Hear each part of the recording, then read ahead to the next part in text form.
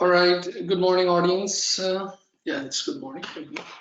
Okay. And this is our third meeting for ACCA SBL March 2020. And in the first meeting, we discussed the question paper. It's already uploaded. In the second meeting, we discussed the answer. Well, you know, it's a big thing. So we discussed almost 50% in the second meeting, which was actually answer meeting. Today is our third meeting. Third meeting is third meeting of answer. Yani the second meeting of answer and the third overall meeting. First meeting question की थी, second meeting answer part 1 और आज जो third meeting है answer part 2. Okay. और आज हमने इसको will cover it up. सही ना? All right. Make presenter. Okay. There you go. अच्छा भाई. Today's requirement will have 3 requirements. आज जो हमारे पास 3 requirements हैं उसमें will have 3 topics actually. ठीक है. वो 3 topics क्या होंगे? The first topic is about e-marketing और second is about the change management. मैं आपको अभी पहले ही बता दूं. And the third one is about my favorite corporate governance. ठीक है. और जो मैं आपसे बात कहूं वैसे तो मैं हमेशा SBL के लिए कहता हूं कि ये है वो है फलाना डिमांड है ऑल दैट. लेकिन मुझे ये 3 रिक्वायरमेंट ऐसी लगी वो लेवल नहीं लगा मुझे, यानी जो SBL का level, although it's a good requirement, healthy requirement है, कॉन्सेप्चुअल रिक्वायरमेंट है, सब कुछ है, ठीक है, लेकिन इतनी वो जो एक SBL का जो एक स्टैंडर्ड होता है ना, उससे आई से इट्स 2 स्टेप डाउन, सही ना, नॉट 1 स्टेप, 2 स्टेप डाउन, यानी इजी है, कॉन्सेप्ट बस देना है, लेकिन obviously you need to have a good commercial acumen. आपको जरूर पता होना चाहिए कि मार्केट में क्या हो रहा है, what is e marketing and what is actually e marketing going on. यानी उसका लिंक इतना केस से नहीं बनता जितना you need to you know connected with your business sense and commercial acumen. ठीक है ना. इसी तरह कॉर्पोरेट गवर्नेंस, वो भी कि भाई इदारा ग्रो कर रहा है, how can you bring a change. ठीक है, केस से लिंक है. आई डोंट नो, मुझे ऐसा लगता है, ये this is just my opinion, my feeling, कि मुझे ये जो 3 रिक्वायरमेंट है ये SBL के हिसाब से 2 स्टेप डाउन है. तो ठीक है, that's a good news for you guys. Okay, let's look here. आज जो हमारी सबसे पहली रिक्वायरमेंट है, all right, here you go. It's requirement number 2 and it's part B, requirement 2 part B. Prepare briefing notes for the next board meeting. Briefing notes banane, no letter, no report, no email, nothing, just the briefing notes. For the next board meeting, which recommend how e-marketing can be used to attract and retain clients for TT4U's. TT4U is the name of the business, remember, new cloud-based service. Yes, okay. It means, ये मैंने आपके साथ screen share कर दी, इसका मतलब ये हुआ कि what is actually asked. सबसे पहले तो you need to understand the question. पूछा क्या जा रहा है? It's about e-marketing.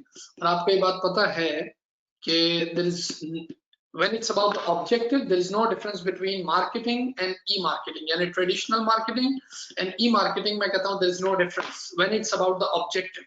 When it's about it's just like accounting and e-accounting, computerized accounting. So there is no difference when it's about laws, conventions, accounting concept, basis, auditing and electronic auditing. No difference in objective. Objective same रहता है, बस खेलने का तरीका, field, process, method, वो obviously 180 degree change हो जाते हैं. This time we not ask about the traditional marketing, they ask about e-marketing. कि आपने ये बताना है, यानी this is the requirement that what should be the methods जो ये नई प्रोडक्ट अपनी लॉन्च कर रहे हैं, क्लाउड बेस्ड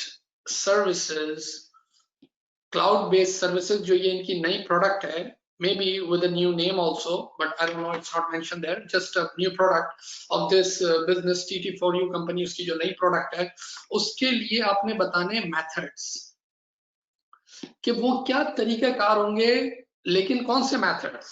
Only e-marketing, हाँ, चाहे आपके पास कितना भी अच्छा idea about the traditional marketing, no, only e-marketing methods, जिससे क्या ऑब्जेक्टिव अचीव हो. रिक्वायरमेंट में दे दिया ऑब्जेक्टिव इनको क्या चाहिए. Number 1, they want to attract new clients, कि नया बिजनेस किस तरह हम घेरें.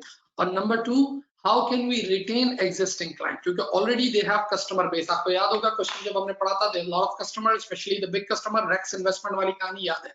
तो retain existing customers, यानी जब रिक्वायरमेंट पढ़ो तो ये पहले ऑब्जेक्टिव दिमाग में रखना कि भाई क्या बताना है.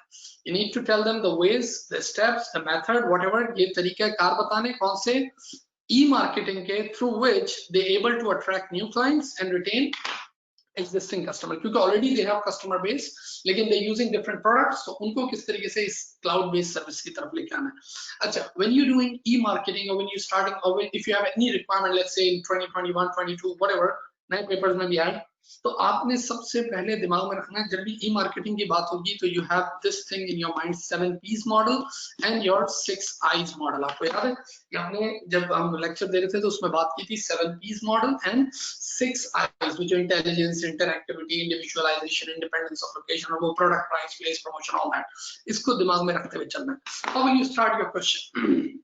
इस रिक्वायरमेंट को आप कैसे स्टार्ट करेंगे? No letter, no email, nothing, just a briefing note. I am writing as a consultant, whatever your name is, जो उसमें था स्टबन या स्टबी, पता नहीं, आई डोंट नो। तो I am writing this notes और राइटिंग दिस स्टेटमेंट और letter whatever to tell the board the objectives of or the methods of e-marketing as TT4U launching this new product, cloud-based services, so that they can retain new existing customer and able to attract new folks। Okay, अच्छा, ये तो आपने first paragraph लिख देना, this is the introduction, क्योंकि आपको दायरे professional marks और ये सारी चीजें भी इसमें चाहिए। तो एक तो इंट्रोडक्शन हो गया कि I am writing this statement और दीज वर्ड्स और whatever for TT4U board to achieve these objectives. अब दूसरा काम आपने क्या करना है, टू मेक इट सिस्टमैटिक, आप इसको 2 पैराग्राफ में करो, 2 हेडिंग में करो। एक उसने रिक्वायरमेंट में ऑब्जेक्टिव बताया, वो कौन सा ऑब्जेक्टिव है? वो है able to attract new clients। सबसे पहले हम बात कर लेते हैं how to attract new customers, यानी जो नए कस्टमर्स हैं उनको हम कैसे अट्रैक्ट करें। सही है, सबसे पहली चीज। अब यहाँ पर आपको ये बात उनको बतानी कि ऑलरेडी TT4U, क्योंकि TT4U they are in business of what, IT services उसी में, तो already they doing e marketing. कैसे पता चला? We have the evidence in the question कि they have their website, they have this chat box and all that. वो सारी चीजें नजर आई थी कि भाई कस्टमर्स उनके साथ ईमेल्स पे भी है, वेबसाइट भी उनकी है, उस पर भी खरीदना बेचना ये सब चल रहा है। तो पता ही चला already they doing this e marketing stuff, यानी दे आर नॉट न्यू। क्योंकि समटाइम्स सवाल ऐसा आता है कि एक बिजनेस है, they doing traditional marketing and now they transforming to e marketing, but this time they not asking this thing, already they have e marketing thing. What are the new methods for this particular product, यानी जो नई product ये launch कर रहे हैं उसके लिए हम कैसे अट्रैक्ट करें। तो सबसे अहम चीज जो हम कहेंगे वो यहाँ पे कि first of all they need to announce. Announcement is very important, announcement is very important. Let's say announcement हो जाए in terms of tweet, okay, announcement हो जाए इन टर्म्स ऑफ आप ये सब लिखोगे, कवर पिक, कवर पिक्चर। कुछ बच्चे गलती करते हैं, मैं फिर आपको बता दूं। मैंने एक बच्चे का पेपर चेक किया, उसने पता क्या किया, मतलब कॉर्पोरेट गवर्नेंस को in the answer he wrote CG, working capital WC, 7 वो जी इस तरह व्हाटएवर, सही है ना, मैनेज बोर्ड ऑफ डायरेक्टर्स पूरा BOD। तो पता ही चला कुछ चीजों में तो चले ही चलता है, लेकिन ये ख्याल करें, मैंने उससे पूछा कि why did you right CG and all that. उसने कहा सर मैं तो इसी तरह लिखता हूँ, एग्जामिनेशन में ऐसा नहीं होगा। When I am teaching you और you writing it, okay that's fine, ये आपने नोट्स बना रहे हो, लेकिन when you writing examination proper terms पूरी लिखें। CG means corporate governance, okay, right, corporate governance, okay, let's. अच्छा, अब क्या आपने क्या किया भाई, सबसे पहला तो आप ये दोगे एडवाइस कि TT4U when they launching this new product, first of all they should announce it on all their social media platforms,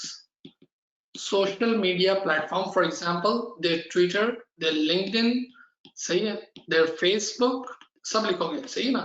Facebook पे इन सब चीजों पे इन्होंने अनाउंस करना है, प्लस एन इलेक्ट्रॉनिक बैनर, जैसे होते थे ना रेस्टोरेंट के बाहर बैनर लगे होते थे, गलियों में बैनर लगे होते थे, now they need to put electronic banner on their website। सबसे पहली चीज, इससे क्या होगा, right now I am under the heading of what, attracting new clients, I am not talking about the existing clients, मैं नए clients की बात कर रहा हूँ। तो उनको अट्रैक्ट इस तरह किया जा सकता है कि सबसे पहले अनाउंसमेंट हो किस पे, on their Facebook and all that। अब मैं आपको यहाँ पर एक और चीज बता दूं, वो टाइम पुराना हो गया। I remember, although it was e-marketing, लेकिन वो टाइम पुराना हो गया। ये देखिए मैं ड्राइंग करके दिखा दूं।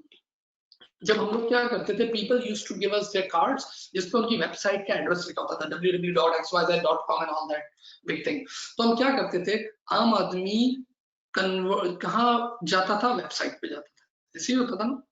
Today the objective is same, but today the traffic is not coming directly to the website. Nowadays people spending time on social media, लोग सोशल मीडिया पे टाइम स्पेंड करते हैं। ये बात आपको बतानी होगी कि you can divert people, you can bring traffic on the website via this platform, via social media। सही है ना, यानी पता ये चला कि पहले होता था कि डायरेक्टली ट्रैफिक यहाँ आता था, लेकिन अब ट्रैफिक आता है वाया सोशल मीडिया। कि लोग they spending time on Facebook, they look at your videos, they look at your post and there is a button learn more, shop now, buy now, हाँ, लर्न मोर व्हाटएवर, सही है ना। तो इसका हाँ, read more, तो ये options जो है ये बटन्स के साथ। तो यहाँ पर भी ऐसे ही हो सकता है कि if people are coming on social media, they can divert people, either they can come directly to the website, or what TT4 you can do, they can divert traffic from social media to their website। कि website को traffic लेके आए via links, via buttons कि shop now, buy now, learn more and all that। see ये सारी चीजें, this is important, this is the first thing they have to do it। अच्छा, second इसी के साथ website, they already have the website, but now when they're introducing a new product, not only I just mentioned they have to put the banner thing, plus अच्छा मैं यहाँ पर एक और बात बोल दूँ जरा सुनिए। हम लोग भी जब कोई कोर्स लॉन्च करते हैं तो लोगों को देखा ना, व्हाट्सएप की अपनी डिस्प्ले पिक्चर चेंज कर देते हैं, if they have any announcement, stories में लगाते हैं, कवर पिक्चर चेंज कर देते हैं, जो परमानेंट कर देते हैं for a month. Let's say if I am doing this stock market course, तो मैंने कहा भाई ये कवर पिक्चर मेरी लग जाएगी, सही है ना। तो ये क्या है, ये फायदा होता है उस बैनर और अनाउंसमेंट का। ना already they have the website, now what second thing they can do, they can put more and detailed information about what, about the new product info, don't write info there, about new product, ये जो इनकी नई product है उसके बारे में detail. Because if people are coming via social media तो वहां पर इतनी इंफॉर्मेशन नहीं होती। What they can do is they will go click visit our website, once they are on the website, their website should be fully equipped। already website मौजूद है, लेकिन आपको पता था कस्टमर सर्वे, क्लाइंट सर्वे जो क्वेश्चन पेपर में दिया हुआ था, ये ज़ाहिर है उसमें कुछ प्रॉब्लम भी है। But when now you introducing a new product, it should be fully equipped हो, especially for that new product। यानी वो with the news or with some, जैसे Apple कि when they launch a new phone तो वो सबसे पहले home page पे वही प्रोडक्ट ब्लिंक कर रही होती है, ठीक है ना। तो this you can explain them, this is one of the method of this thing, सही ना। Then how can you bring traffic, यानी उनको कैसे लोगों को पता चलेगा कि they come on your social media or website? Search engine optimization, already maybe they're doing it, but now they can do it more। अच्छा, किस तरीके से, अब इसमें भी दो ऑप्शन होते हैं, मैं आपको बता दूं। एक ऑप्शन होता है जिसको हम कहते हैं ऑर्गेनिक, एक होता है पेड। मैं पेड के बिल्कुल खिलाफ हूँ, ये मैं पर्सनली आपको बता दूं। अगर आपने शॉर्ट टर्म में if you want to be on Google top listing ये वो और यूट्यूब पे और इधर उधर नजर आना चाहते हैं, you give them, because these companies they are making money out of it, सही ना। तो वो आपको क्या कर देते हैं, आपको लाइक्स दिलवा देते हैं, ये सारी चीजें, और but this is a short term approach. When TT4U, जो TT4U जो कंपनी है, when now they introducing this product and they have a long term vision, obviously when you launching a product तो आपका इरादा क्या होता है कि इसको लॉन्ग टर्म लेके चलना है। जैसे मेरा अपना पेज है तो मैं क्या चाहता हूँ, मेरा पेज में चाहता हूँ ऑर्गेनिकली चले, फितरी तौर पे चले, यानी इन terms of content, in terms of audience, in terms of sharing, सब कुछ उसकी जेन्युइन हो। मैं आपको बताऊं, इसकी मिसाल देता हूँ।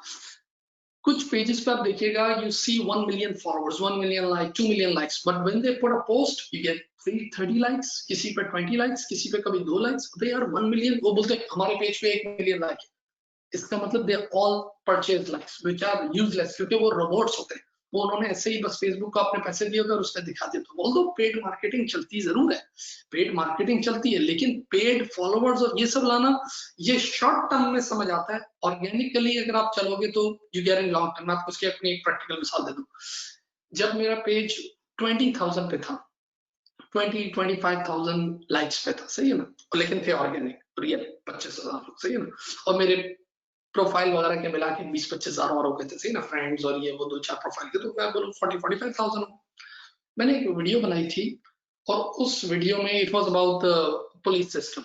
आपको पता है वो वीडियो रीच की आज की डेट में शायद 4 मिलियन प्लस लोगों को, 4.2-4.3 मिलियन लोगों को रीच की, और उस पे व्यूज थे 2.2 या 3 मिलियन, इस तरह 2.2 मिलियन, आई डोंट नो। तो पता ये चला, अब कोई बोलेगा 40,000 अगर आपके फॉलोअर्स हैं, हाउ इज इट पॉसिबल कि वो होते हैं ऑर्गेनिक शेयर, यानी लोगों को पसंद आई, लोगों ने शेयर किया। एक बंदे ने शेयर की, उसके 200 फ्रेंड, उन्होंने आगे शेयर करना शुरू की, उन्होंने आगे शेयर की, इस तरह ये है एक organic reach. If you want to go long run, सही ना, लॉन्ग रन और सस्टेनेबल अगर आपको प्लेटफॉर्म चाहिए, तो यहाँ पर आप बात कर सकते हो कि how will they do this search engine thing, search engine optimization, how will they come up on Yahoo or Google on top of it with this product. तो उसके लिए they need to write some blogs, सही ना, इनके bloggers, their own writers. Even यहाँ पर मैं एक और बड़ा अच्छा पॉइंट बताऊंगा कि they already have social media platform like Twitter and Facebook and all that, and they're introducing this product. तो उसमें होता ये है कि when companies, when they launch their new products, जब अपनी नई product launch करती है, तो जैसे मैं हूं ना, मैं अपनी वीडियोस बनाता हूँ, कोई भी नई बात होती है तो मैं वीडियो बनाता हूँ, और they write a post and all that. तो same case, their managers, maybe senior, or maybe their board of directors, they can write on social media about this new product. They can introduce this new product, say ना, via video thing or texting or किसी भी तरह. Just like Apple क्या करता है, keynote नहीं आता उसका, जब वो नया फोन लॉन्च करता है तो the CEO comes up and they explain that what's this, and their collaborating partners वो सब आते हैं कि भाई ये करते हैं वो. This all they can do it with this e-marketing thing on their social media platform, blogs, जिससे ये थोड़ा इस तरफ से भी grow करे organically, और plus once people are coming on your social media platform, वहां से भी फिर ये चले. ठीक है. अच्छा, next, इसी में अभी हम बात करें, we talking about attracting new people. Once they're on website, obviously they want to know about you, वो जानना चाहते हैं ना आपके बारे में, तो उसमें होना चाहिए there should be a chat box. ये बहुत जरूरी है आजकल. आप किसी भी वेबसाइट पे चले जाएं, थोड़ी देर तक उस वेबसाइट पर फौरन नीचे से ऑप्शन हो जाता है, हाय, वो तो रोबोट होता है, hi this is XYZ, how can I help you, तो आप उससे फौरन पूछते हैं, yes I am looking for Ford F250 vehicle and what's the price and all that. इसके अंदर दो ऑप्शन दे सकते हैं. The first one is the frequently asked questions, ये जिसको हम कहेंगे कोई रोबोटिक या artificial intelligence, where the other person is not human, सही ना. You put a question with those typical words, जो words आ रहे होते हैं उससे they try to give you answer once. Second thing, the second option is human interaction. बाकायदा उसमें क्या होता है कि you need to wait, like yeah I'm waiting, I want to write or I want to talk to an agent, सही है ना. आप चैट बॉक्स में जाके उसी वक्त लिखते हो कि yes I want to talk to an agent, और समटाइम वो खुद ही पॉप अप हो जाता है. अब whether it's outsourcing या offshoring, वो कहीं फिलीपीन में बैठा हो या बांग्लादेश, पाकिस्तान, इंडिया में बैठा हो, doesn't matter, वो आपसे पूछता है, hi my name is John, how can I help you. अब वो रियल पर्सन होता है, and then you put your tailorized or customized question and they reply you, सही ना, इस तरह चलता है. तो ये एक चैट बॉक्स का option TT4U has to put, because when it's a new product and you inviting new people, attracting new clients, so when they'll come up, they will definitely ask about your company, your organization, your maybe this new product, and there's so many things they can ask. So for that, chat box is very important. और इसका एक और बहुत बड़ा benefit वो क्या होगा, इसका एक बहुत बड़ा बेनिफिट ये होगा, सबसे अहम चीजें आजकल क्या है, the most valuable asset right now is collection of data, collection of information. यानी इस वक्त इंफॉर्मेशन और इस वक्त डेटा से बड़ा तो कोई एसेट है ही नहीं. This is the most valuable asset. Okay. अब once people are talking and chatting to you and they are visiting your website via social media, you can collect the data and information because they are your now target audience. They are interesting clients, सही ना, सबसे ज्यादा interest. For example मैं आपको इसकी मिसाल दूं, सही ना, just look at my seriousness. when I make my video, सही ना, for example I'm launching any course, कोई भी चीज, जैसे मेरा कोर्स मेरी प्रोडक्ट होती है, launching any course, during the video I say this is my WhatsApp number, this is my फलाना number and all that. एक बंदा जो मुझे WhatsApp पे मैसेज करता है, तो I have to be very serious because that particular guy is so interested that he not only watched my complete video, copied my number, उसने मेरा नंबर कॉपी किया, then he saved my number because you cannot message without saving the number on WhatsApp.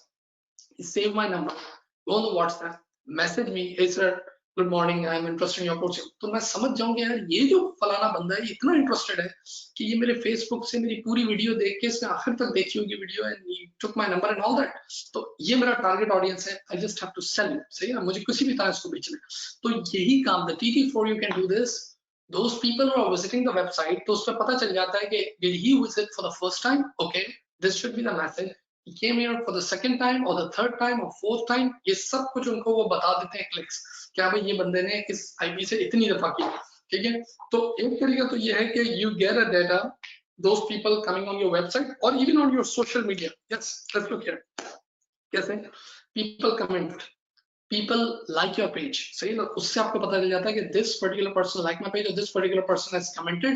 आप लोग बाकायदा इनकी जो team होती है, marketing team, once you commented on any particular product or brand, they come and they inbox you. हाँ, inbox you the detail, सारी चीजें देते हैं।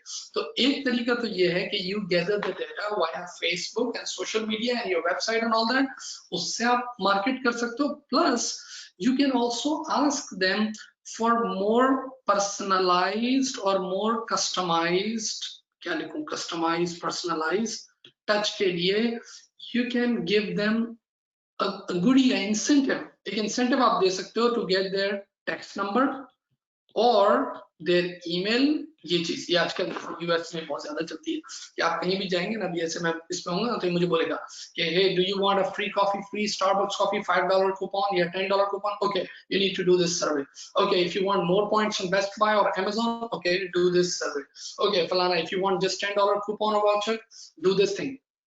This way you can collect the data because these people they are interested, they're interested talks, क्योंकि तभी तो यार है। अच्छा, फिर इसके साथ साथ आपने एक और काम करना है, ये हम अभी पहले पे ही हैं, we talking about attracting new clients.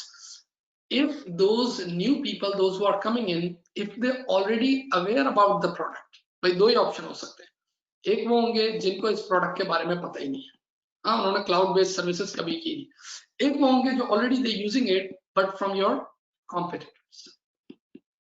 तो उनसे आपने पूछना है कि yes what sort of services you taking from your competitor, what's your actual need, आपकी जरूरत क्या है, ओके वो आपको बताएंगे ये है, and then either you can give them welcome discount, कोई एक डिस्काउंट आप ऑफर दे सकते हो, परसेंटेज ऑफ कर सकते हो, ठीक है। एक तो आप कर सकते हो कि भाई okay if you switch on, let's say from AT&T to T-Mobile or Mobile to Uphone or whatever, so okay we'll give you X% off, and plus you can try to enhance the value they already taking from their competitor, from your competitor, from TT4U competitor, सही ना, उससे जो ये value ले रहे हैं, okay कि भाई यहाँ पर TT4U पे भाई हमें ये सर्विसेज मिल रही हैं but we not getting this, okay are you satisfied with them, what sort of services they providing, what type of after sales support they providing, ये वो सब कुछ, if you can add something, कोई ऐसा goodie bag आप add कर सकते हो, do it और उनको ऑफर करके you can gain them, सही है ना। इसी तरह इसके अंदर बहुत सारे और ऑप्शन भी होते हैं, let's say auto pay का option, okay if you do it if you come and buy this product and you put it on auto pay, will give you X dollar off every month। auto pay में फायदा ये हो जाता है कि आप वो क्रेडिट कार्ड इन्फॉर्मेशन आपको देता है और हर महीने उसको पे करने की जरूरत नहीं होती, हर महीने के बाद या हर साल के बाद खुद ही आपके उसके क्रेडिट कार्ड से amount will deduct and will be credited in your account. उससे बंदे को हर दफा डिसीजन नहीं लेना पड़ता, हम लोग खुद इन सब चीजों का शिकार है, सही है ना। कोई मैगजीन सब्सक्राइब करा देते बोलते हैं ओके पुट इन ऑटो पे कर दिया, अब आप चलते रहते हो, तो वो साल में वो थोड़े से पैसे डिडक्ट होते हैं, नोबडी केयर्स। लेकिन अगर वो खुद ही फिर से इंफॉर्मेशन डालनी पड़े and again you have to you know they will remind you hey you are interested award and you pay, उसके बाद maybe you say okay I don't want to continue में, हो सकता है maybe I go with something else. यही एक बड़ा point है कि ऑटो पे का कोई ऑप्शन देता है तो उस तरीके से आप अट्रैक्ट कर सकते हो। देखो ये सब ऑफर्स दे रहे हो कि give them some discount and get it. इसी तरह एक ऑफर आप ये भी देते हो उनको, भूल गया, एक तो ऑटो पे का बड़ा अच्छा ऑप्शन देते हो, दूसरा yes long term subscription, okay if you don't go 1 month two month, अगर तुम 12 मंथ करा लेते हो और 3 इयर्स करा लेते हो I give you this offer, सही है ना, तो ये ऑफर भी दी जा सकती है, ठीक है। तो ये सारी चीजों से, इसी तरह एक और चीज होती है वो कहलाता है लाइट वर्जन या ट्रायल वर्जन, ये सब बातें आपको करनी है भाई। Okay if you have any trial version और light version offer you can give them, okay use it, if you interested come back and then will proceed. इस तरीके से अट्रैक्ट कर सकते हो। Maybe you will have more ideas आप और डाल सकते हो, but don't talk about traditional marketing, we talk about electronic marketing. Now how to retain, अपने एग्जिस्टिंग क्लाइंट्स को कैसे retain existing clients, once again they already on your website, सही है ना ये बात, they already on your website, they already like your Facebook page maybe or they are already in connection with you, तो उनको तो भाई वो जो अनाउंसमेंट है that's gonna help, उनको तो फौरन पता चल जाएगा कि हाँ भाई our company, our supplier, our source TT4U, वो तो इस सबसे फायदा उठाएगा। अच्छा ये ओवरलैपिंग होगी इसमें कि भाई कुछ चीजें ऐसी होंगी जो इन दोनों के लिए होंगी, ठीक है ना। इसी तरह इनके लिए आप और क्या कर सकते हो, दिमाग में रखना है बात, already you had a client survey in your question paper, आपने देखा था कि you already had a client survey with your existing clients, सही ना, उनके साथ था। सवाल ये है कि जो उनके साथ उनको जो प्रॉब्लम्स थी ना, try to solve those problems here, सही ना, in this new product or when you launching this new product, try to solve the problem here, keep those problem in mind. जैसे मिसाल के तौर पे वो कहते थे कि nobody respond us, here you have to be proactive, सही है ना, respond right away. यानी कैसे हो सकता है भाई, ये ऐसे हो सकता है कि इनके लिए तो कोई स्पेशल तो जो चैट बॉक्स है वो भी, या इनके लिए तो जाहिर है आपका एक अलग जिसको कहेंगे ना कम्युनिकेशन और एक रिपोर्टिंग चैनल, जो एक नेटवर्क ऐसा होता है फॉर योर एग्जिस्टिंग कस्टमर्स कि when they log in with their user ID and password, उसके लिए you have to be the TD for you staff, the marketing staff, they have to be very very active now, सही अपने customers के लिए, क्योंकि definitely they will have so many question. It's not only about the new product, it's about the service also, what they expecting now. तो ये चीज भी आपको देखनी होगी, यानी इनको भी ये सारी चीजें हेल्प करेंगी, communication channel and all that. इनके साथ एक और काम ये हो सकता है कि already they your customers, so if they get this product तो loyalty discount, loyalty discount right away इनको दो भाई, ठीक है ना. ये सारी चीजें इनको भी दी जा सकती है. फिर ऐसे ब्लॉग्स लिखे जा सकते हैं which will help not only your retaining existing customer but maybe the new customers. You may write those blogs by looking at the client needs.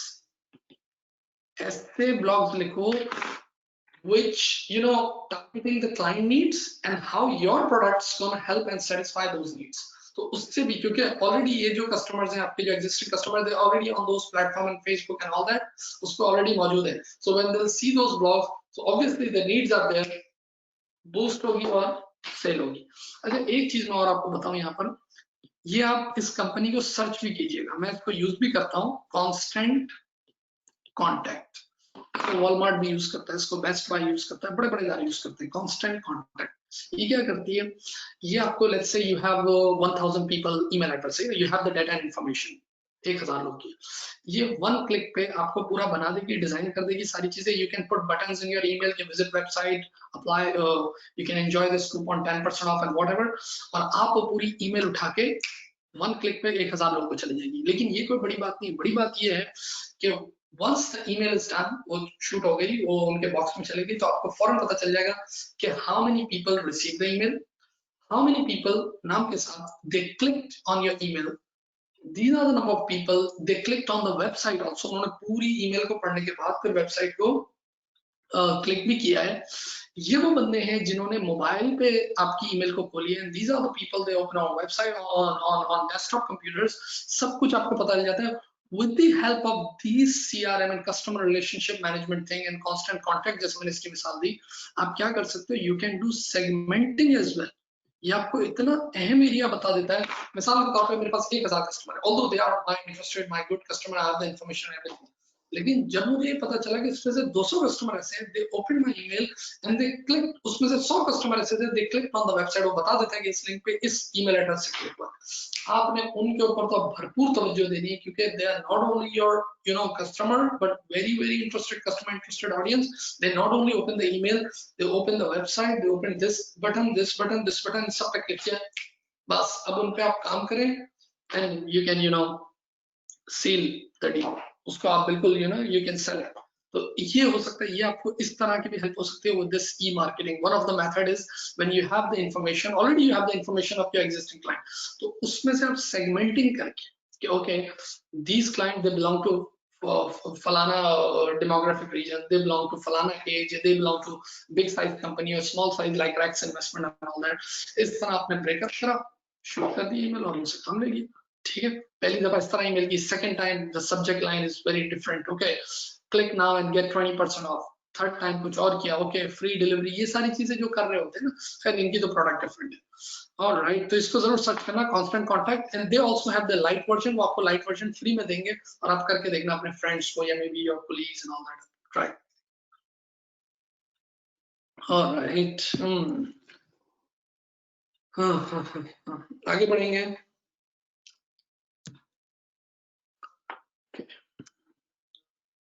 इसमें जो प्रोफेशनल मार्क्स थे वो ऑब्वियसली कमर्शियल एक्यूमेन के थे. ठीक है, क्योंकि when you doing a marketing you actually talk about the numbers. Alright, the third requirement is you need to prepare an email. अब आपको ईमेल लिखनी है. It's very simple. To prepare an email for the CEO, to CEO from you, date, subject line. Prepare an email for the chief executive officer, और वही email के आखिर में if anything else, और starting में I'm writing this email as per our telephonic conversation या whatever जो है सही है ना, और बाकी आपने पूरा आंसर लिखना है। एंड में yours sincerely my name, सही है ना, if anything I can help you with, और ये वो आखिर का, यानी this is just a presentation of email. Prepare an email for the CEO which advises her on the responsibilities and activities involved in preparing for and implementing the transformation of TT4U effectively. मैंने आपसे कहा change management. दूसरा क्या है, prepare a letter to all employees which will be signed by CEO. देखिए दो बातें, दोनों में ऑडियंस को समझो। पहला जो लेटर होगा, पहली जो ईमेल आप लिख रहे हो वो किसके लिए लिख रहे हो, फॉर द सीईओ, ठीक है, यानी you are the consultant, whatever your name is, देख लेना वो, ये है रिक्वायरमेंट। दूसरी रिक्वायरमेंट जो है वो लिख आप ही रहे हो, लेकिन उसमें टोन ऐसी होगी as if CEO is writing to all the employees, वो एम्प्लॉइज को लिख रहे हैं, ठीक है। तो चीफ एग्जीक्यूटिव ऑफिसर यानी the person in position authority writing to employees. तो क्या करना है, prepare an email for the CEO, जिसमें उसको क्या बतानी है अपने कि भाई ये जो तुम transformation, I am not talking about incremental, जो बड़ा transformation, transformational change and incremental change, when you talk about incremental change, small change, sometimes unnoticeable change. When you talk about the transformation, the big change. I'm not talking about revolution, evolution. I'm talking about big and small change. Okay, तो यहाँ पर बात हो रही है big transformation की, और आपसे कहा जा रहा है as a consultant that you advise the CEO, the chief executive officer, the managing director, that what are duties and responsibilities, कि उसको क्या क्या challenges होंगे, उसकी क्या जिम्मेदारी होगी when bringing a change in the organization in TT4U, ठीक है। अच्छा, दूसरा क्या, prepare a letter to all employees which will be signed by the CEO, क्या करेगा, explaining the benefits of implementing the new MIOBED approach, याद आ गया वो mnemonic, for TT4U and its employees. Okay, the main changes to the team structure and behavior below board level which the new MIOBED approach will require. दूसरे में आपने letter लिखना है employees को, और एम्प्लॉय को बताना है, उनको लॉलीपॉप देना है कि तुम्हें क्या फायदा होगा, TT4U को क्या फायदा होगा। आपको जरा समझना है कि आपने as a CEO you need to explain to your employees that we bringing a change in the organization and this change, पहले मार्क्स आपको इस बात के मिलेंगे, how it's gonna benefit to employees, के एम्प्लॉइज मैन तुम लोग को क्या बेनिफिट होगा इस चेंज से, इस इदारे को क्या बेनिफिट होगा, और किस तरीके से ये जो चेंज हम ला रहे हैं इससे हमारे इदारे में जो हमारे टीम्स और इन सब में कैसे चेंज आएगा हमारे बिहेवियर में, ठीक है ना। The main changes to the team structure and behaviour. Okay, now let's look here. बस लेकिन the CEO believes that the TT4U's current structure will have to change if TT4U is to introduce the new MIOBED approach to client relationship successfully. Okay, the chief executive officer knows that she must take ownership of the transformation. That's a good sign of leadership. She feels, however, that she needs guidance on the transformation process and how she should lead this process, including communication, the need for change. Easy, very easy. Hold on. Okay, let's look here. देखिए ये जो पूरा topic है it's all about change. सबसे पहली तो बात ये समझ लें, इट्स अबाउट द चेंज, और चेंज में भी कौन सा, ट्रांसफॉर्मेशन। नाउ हाउ, ईमेल की फॉर्मेटिंग हो गई, सही ना। How as a CEO, what are the responsibilities of CEO, what are the responsibilities of the person who is in position to bring a change in the organization, especially when you talk about the big change. And देखिए आपको एक होता है change लाना और एक होता है इफेक्टिव चेंज लाना। इफेक्टिव चेंज का मतलब क्या है कि bringing a change with object which helps you in achieving the objective. ना फायदा ही नहीं, आप चेंज ले आए, तब्दीली ले आए, लेकिन तब्दीली का जो मकसद था वो अचीव नहीं हुआ। तो we need to bring a change, उसने कहा ना कि we need to bring a change in the organization, we need effective change, हमें इफेक्टिव चेंज चाहिए कि जिससे हमारे ऑब्जेक्टिव्स अचीव हो। Now as a CEO what are your responsibility, the first thing is she already has, अच्छा ये ही और she का जरा ख्याल रख लेना वरना बोलेगा कि ये गलती करती, क्योंकि इसमें सीईओ जो है वो खातून है, ठीक है ना। तो she already had in mind what the need of change, the desire of change, तो वो तो दिमाग में है। तो ये एक रिपीटेशन वाली बात हो जाएगी, बोले कि first of all you need to decide the need for change, that's already decided, ठीक है ना। तो ये बात नहीं करना, आप उसके ईमेल का जवाब दे रहे हो, आपने उसको ये जवाब देना, यानी उसने आपसे पहले सवाल पूछा था कि okay this is the change, this is MIOBED approach we bringing and I want your advices as a consultant that what would be my responsibility and what are the challenges in terms of communication, in terms of implementation, in terms of planning. What would be the challenges or what are my responsibilities in introducing the change? सही है ना? अब आप उसको बोले first of all you should think about. मैं तो पहले फैसला कर चुकी, तो ये गलत बात होगी, इसमें यूं समझेंगे मार्क्स कट सकते हैं, ठीक है ना, क्योंकि ये बात पहले हो चुकी है। ये ऐसे ही होता है जैसे ऑडिट के पेपर में बच्चे करते हैं कि वो सवाल में लिखा हुआ होता है कि there is a disagreement between the management and the auditor about the depreciation और whatever, and management has said that we are not we don't agree on this providing the disclosure और प्रोवाइडिंग दिस और accounting for this particular thing.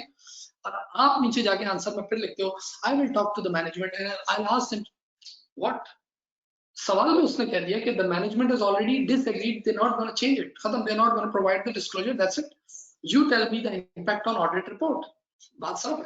अगर आप वही चीज को फिर लिखना शुरू करेंगे और फिर से जैसे, तो इसका मतलब you're not reading the question। यहाँ पर भी यही बात, ये वाला स्टेप पे नहीं लिख सकता कि first of all you think of desire, no, that need, the desire, the change, everything is in mind, now how to introduce it। So first of all, very important is the communication। The communication thing in change is very important। communication या जो communication जो plan वो बड़ा important है, especially when you introducing a big change, you need to gain commitment from stakeholders। आपको अपने stakeholders से commitment लेना होगा, उनका commitment gain करना होगा, यानी मैं इसके लिए टर्म यूज करूं, you need to sell it to the stakeholders। अब ये बात आप लिखोगे तो ये बात एक जनरल बात होगी, इसके आगे आपको डिटेल जाना होगा कि what sort of stakeholders we talking about। सही ना, जब हम चेंज की बात कर रहे हैं तो कौन से स्टेक होल्डर, आप देखिए ऑलरेडी इस बात का शेयर होल्डर से ताल्लुक नहीं है, क्योंकि शेयर होल्डर्स तो वैसे ही चाहते हैं ग्रोथ की बात, सही ना, और शेयर होल्डर हमारे मैनेजमेंट में इन्वॉल्व भी नहीं है, तो हम ये बात नहीं करेंगे। We need to talk about the important internal stakeholders, for example people in position, your board of directors, जो सीईओ के पीयर वर्कर्स हैं उनका, या जो आपके जो जिसके लिए I use this term C suite, ठीक है ना, उनको first of all you need to gain the commitment, you need to sell it to the important senior management, important stakeholder, सिर्फ स्टेक होल्डर ही नहीं, इम्पोर्टेंट स्टेक होल्डर्स, उनको बेचना ये बहुत जरूरी होगा। प्लस वो लोग जो रेलिवेंट होंगे इसके, फॉर एग्जांपल जो हम दूसरे लेटर में भी बात भी करेंगे, employees and all that, okay, उनसे कमिटमेंट गेन करना बहुत जरूरी होगा, because if you bringing a change and you need to keep this thing in mind when you bring, जरा तवज्जो से, when you bring an incremental change you get little resistance, so sometimes it's no resistance, क्योंकि छोटा change होता है तो इतना मसला नहीं होता, but now when you introducing this mirror approach, जो एक पूरी client relationship जिसमें आपने पूरा उसका mnemonic पढ़ा कि उसमें तो हर एरिया को वो हिट करेगा, है ना, वो तो इनके बिहेवियर को बीट करेगा, कम्युनिकेशन को बीट करेगा, मिशन उसके साथ कैसे लिंक अप होगा, तो पता चले तो सारा सब कुछ, ये स्ट्रेटजी पूरी डिफरेंट हो रही है। तो अब यहाँ पर आपको बात करनी है कि when it's a transformation change, there is a possibility of what? Resistance maybe at the senior level, maybe at junior management employee level, her level पे ये आ सकती है। तो एक सबसे पहली बात तो यही है कि भाई जो कम्युनिकेशन होगी, दिस इज वेरी इंपॉर्टेंट, सही है, कम्युनिकेशन बहुत इंपॉर्टेंट होगी इसमें। फिर they need to do this involvement, इस पे बात करनी होगी। No involvement no commitment, whenever you bring a change without any involvement, तो वो कौन सी अप्रोच हो जाती है, वो अप्रोच हो जाती है कोर्सिव अप्रोच। और अगर आप यहाँ पर कोर्सिव अप्रोच लेके आए तो you will have big resistance, हाँ ना, बड़ी रेजिस्टेंस फेस करनी होगी। तो यू नीड टू एंगेज और इन्वॉल्व करना होगा आपको अपने रेलेवेंट स्टेक होल्डर्स को, तो उसमें आपके एम्प्लॉइज हो गए, सारी चीजें। हाँ, इससे क्या होगा, इससे ब्रेनस्टॉर्मिंग होगी, या may be more alternatives of introducing the change, हाँ, ज्यादा ऑल्टरनेटिव्स आपके पास होंगे, resistance will go down, resistance कम होगी, because they will feel the, देखो अब यहाँ पर एक term, they will feel the ownership of the change। जो भी आपके स्टेक होल्डर्स होंगे, they should not feel that you're gonna impose it, no, they should become the owner of this change, सही ना, वो इस चेंज के ओनर।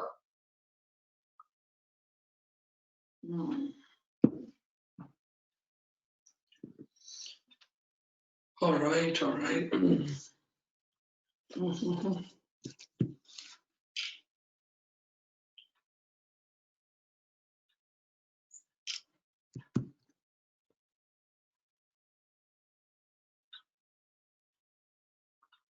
समझे भाई? उनको ये फील हो कि दे आर द ओनर्स, यानी रेजिस्टेंस कम हो, ऑल्टरनेटिव्स आपको ज्यादा मिले, ब्रेन स्टॉर्मिंग हो, this is all very important, ठीक है ना? अच्छा, इसको कॉपी के लिए तो मैं थोड़ा आगे बढ़ूं। अगर आपको याद हो, एक मॉडल मैकेंजी 7S, ये आपके कोर्स में 7S मॉडल, ऑल्दो आपका एग्जामिनर जो है वो आपको नाम से नहीं देता कि भाई मैं ये नाम लिख के दे रहा हूँ, McKinsey 7S model, remember 7S factors, जिसका ऑब्जेक्टिव क्या था? उसका ऑब्जेक्टिव ये था कि when you bring a change in any of the hard factor, let's say strategy, structure or system or whatever, say it has a knock-on effect on other aspects. यानी आपने यहाँ पर as a consultant you need to explain to the CEO that if you bring a change, देखो वो change किस में ला रहे हैं? बिजनेस की अप्रोच में चेंज ला रहे हैं ना, पूरे बिजनेस अप्रोच चेंज हो रही है, तो जब वो बाकायदा इस चीज में चेंज ला रहे हैं तो they need to understand that it will have a knock on effect on other factors as well. इस बात को जरा समझे। मिसाल के तौर पर जब आप स्टाफ को चेंज करते हो, let's say you change CEO of any company, किसी कंपनी के चीफ एग्जीक्यूटिव ऑफिसर को चेंज करें, तो ऑब्वियसली स्टाफ चेंज हुआ तो स्टाइल ऑफ लीडरशिप भी तो चेंज होगा, कल्चर पे भी इफेक्ट आएगा। जब आप स्ट्रेटजी चेंज कर रहे हो तो obviously it will have an effect on organization structure as well, structure को चेंज करोगे तो कॉस्ट पे इफेक्ट आएगा, लोगों की मोटिवेशन पे इफेक्ट आएगा, ये सब। तो ये एक बड़ी अहम बात आपने बताई उसको कि when miss CEO, chairperson or whatever, when you introducing a change in this transformation thing and this approach, keep this thing in mind that you will have a knock-on effect on other factors as well. For example, you need to keep in mind the culture of TT for you. Now say culture of TT for you, किस तरीके से, what are your values and beliefs and how it's gonna absorb it, वो उसको कैसे absorb करेगा? Current existing systems, existing structure जिसमें ये change की बात कर रहे हैं, your staff, especially relevant staff, relevant important staff, इन सब चीजों को भी उसने दिमाग में रखना है if they want to bring an effective change। अगर effective change लाना है तो इन तमाम फैक्टर्स को भी दिमाग में रख के चलना होगा, ठीक है? देखिए हम क्या समझाना चाह रहे हैं, हम समझाना ये चाह रहे हैं कि उसने कहा कि मुझे बताओ कि मेरी क्या रिस्पॉन्सिबिलिटी होगी, तो भाई तुम्हारी रिस्पॉन्सिबिलिटी होगी, you need to explain them the benefits and all that. तुम्हारी रिस्पॉन्सिबिलिटी होगी योर ओन लीडरशिप, यानी आपका जो अप्रोच होगी it should not be the coercive approach, it should be adaptive approach, हाँ, with some brainstorming and all that. Adaptive approach के साथ you need to go. फिर very important is the time frame. If you go very fast, what will happen? You get more resistance, क्योंकि जितना आप, यहाँ देखिए देखिए ये चीजें, एक होता है स्कोप, एक होती है स्पीड ऑफ चेंज, और एक होता है स्टाइल ऑफ चेंज। तीनों पे बात करना। स्कोप तो हमें पता है कि द एक्सटेंट इज ह्यूज, क्योंकि they talk about the transformation, ये पूरी मियोबैड अप्रोच जो वो इंट्रोड्यूस हो रही है। जितना बड़ा स्कोप होगा उतना चांसेस हैं कि लोग इतना इजीली उसको अडॉप्ट ना कर सके, दे नीड टाइम। दूसरा, what is the pace? What is the pace of the change? Greater the speed, chances are you see more resistance. जितना स्पीडी होगा काम, जितना पेस ज्यादा होगा, उतनी चांसेस है आप उसको समझाओगे कि रेजिस्टेंस भी ज्यादा आएगी और जल्दी के काम में गलतियां भी होती हैं, there is a possibility of ineffectiveness, ठीक है? तो स्पीड जितनी ज्यादा होगी उतनी इनइफेक्टिवनेस के चांसेस ज्यादा है, क्योंकि you don't have time to consider the alternative, सही ना? अब बोलोगे यहाँ पे ठीक है ये, लेट्स मूव ऑन, ठीक है? तो उसमें इनइफेक्टिवनेस भी ज्यादा होगी, and when you go with high speed obviously resistance ज्यादा होती है। And the third thing is for the style. Style क्या भाई? स्टाइल से मुराद ये कि whether you gonna adopt democratic style और ऑटोक्रेटिक स्टाइल, यानी जिसको मैं कह रहा हूँ कर्सिव स्टाइल या अडैप्टिव स्टाइल। तो जितना अडैप्टिव स्टाइल होगा सीईओ का, जो आपने एक्सप्लेन करना है उसको, उतना क्या होगा, कमिटमेंट ज्यादा आएगा, सही है ना? ज्यादा कमिटमेंट गेन कर सकोगे, रेजिस्टेंस कम होगी। See when you see this, ये कहते हैं ना सीज जो है इसमें चेंज में, एक है communication. if the change is communicated properly in a good manner to the relevant stakeholder, उनको communication अच्छी हो गई, you will get good commitment आपको अच्छा मिलेगा, plus healthy coordination होगा, ऐसा ना हो चेंज में ये बड़ा मसला होता है कि everybody has to be on the same page. ये बताना होगा आपको इसको कि when you are bringing a change, when you implementing a change, you need to set the time table and it has to be communicated to everyone कि भाई from now onwards या after 3 months, जैसे law में change आता है कि भाई हम इस तरीके से चेंज ला रहे हैं and on this particular date and time will have our change implemented।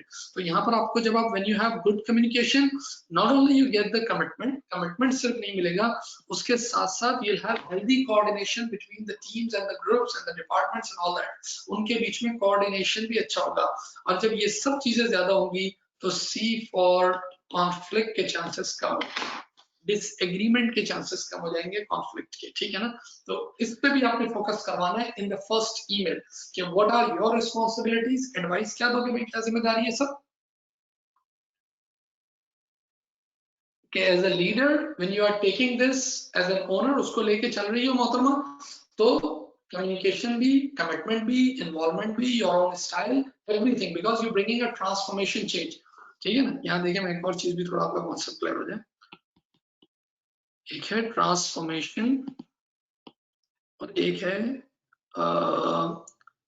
Incremental, ठीक है। एक है ट्रांसफॉर्मेशन और एक है इंक्रीमेंटल चेंज, ठीक है।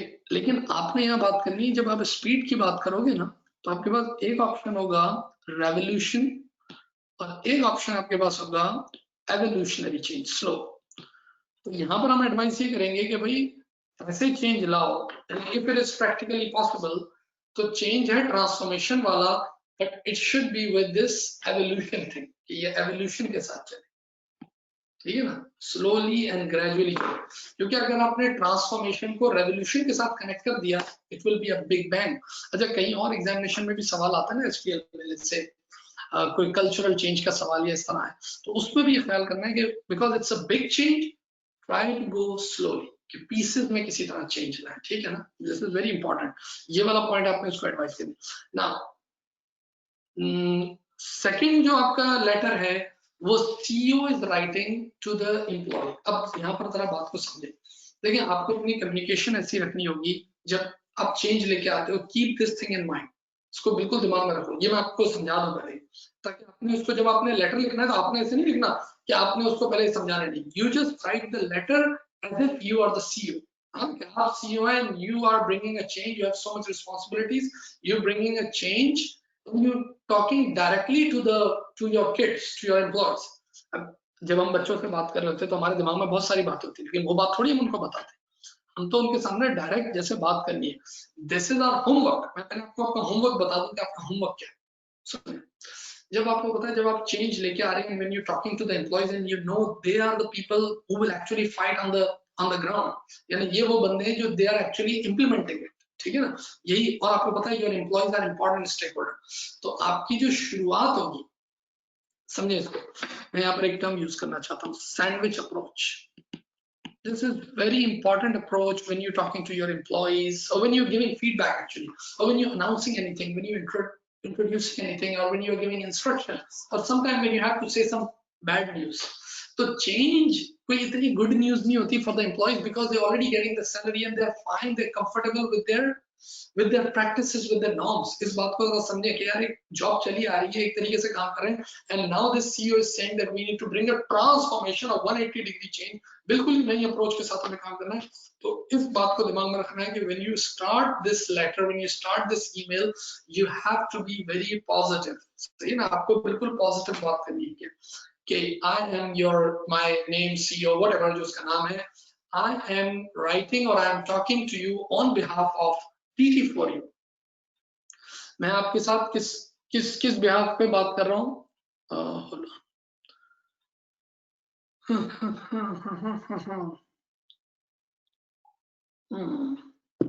ठीक है।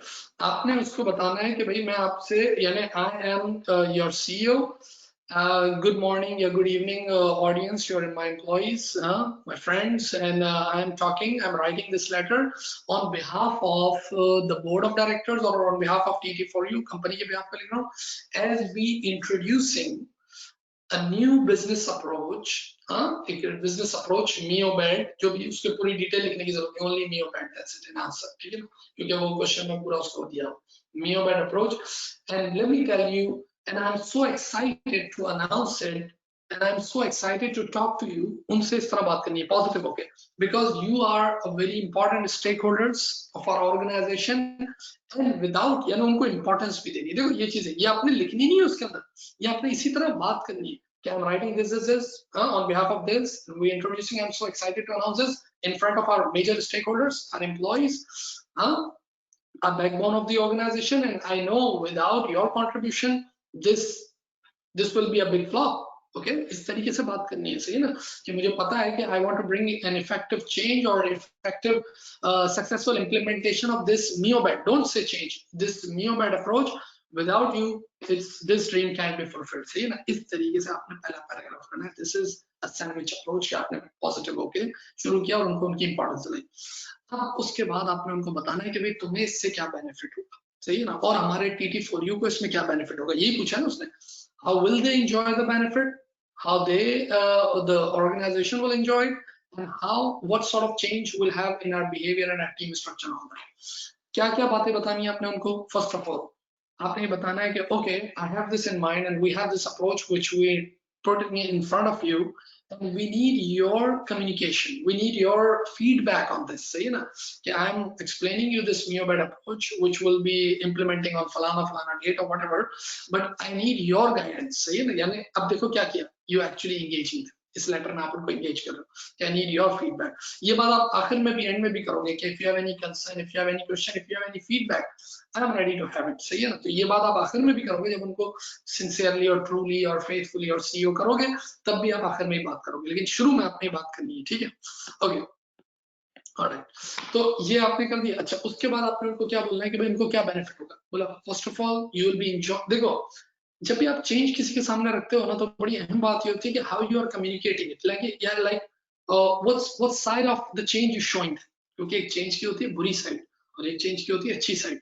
आपने उनको अच्छी वाली साइड दिखानी, बुरी साइड नहीं दिखानी.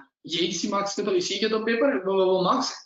और यही प्रैक्टिकल लाइफ में भी this what you do. If you are the owner of the organization, आप अपने एम्प्लॉइज को ये तो बताते हो कि यार अब जो हम टाइमिंग चेंज कर रहे हैं, इससे these are the benefits you will be enjoying, और if you bring a change in organisation structure you will be enjoying this. ठीक है? तो आपने इनको भी ये बताना है positive side of the change, that if we bring this new Mio-based approach, not only will get new client, हमें नए client भी मिलेंगे, we'll have more customer satisfaction, we'll satisfy existing client.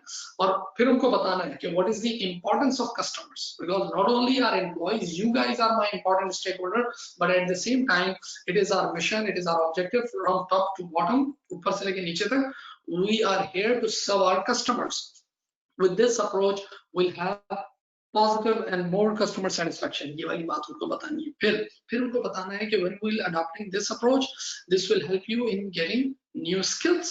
ठीक है? मैं लिख नहीं रहा, आपसे बात करता हूँ ज्यादा कि आपके skills enhance होंगे उससे. देखो लोगों की एक बहुत बड़ी ये नीड होती है ना कि जो उनकी CV, उनका पोर्टफोलियो है वो enhance होगा. तो not only you will get the chance of learning, training and all that, it will enhance your CV and your portfolio as well. सही है ना? आप enjoy करोगे उसको सीख. अच्छा, फिर आपने और उनको क्या बताना है कि इससे ट्रेनिंग, यस, मोर रिवॉर्ड्स.